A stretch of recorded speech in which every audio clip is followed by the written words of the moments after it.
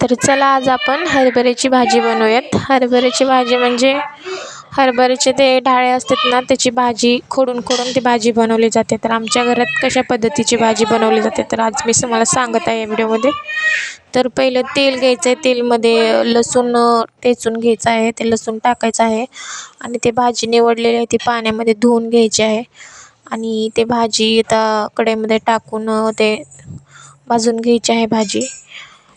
आणि ते बघू शकता. ह्या भाजीला तुम्ही काय म्हणता कमेंट करून सांगा नक्की. आणि अशाच नवनवीन रेसिपीसाठी माझ्या चॅनलला फॉलो करा.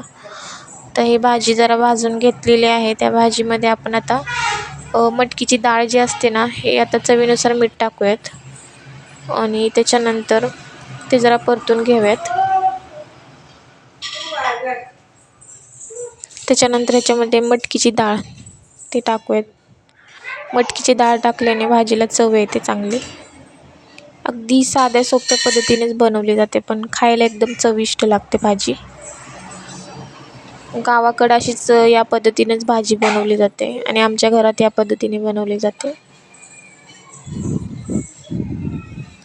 तर वेगवेगळ्या भागात वेगवेगळ्या ठिकाणी या भाजीला वेगवेगळे नावं असतील. तर त्याच्यामध्ये थोडंसं पाणी घालायचं आहे आणि ते शिजायला आता ठेवून द्यायचं आहे.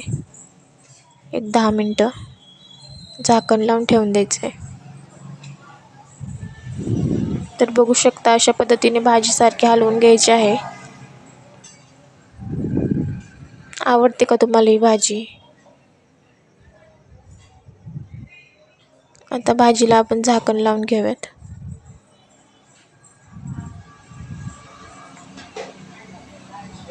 आता बघा आपली भाजी 10 मिनिटांनी तयार आहे.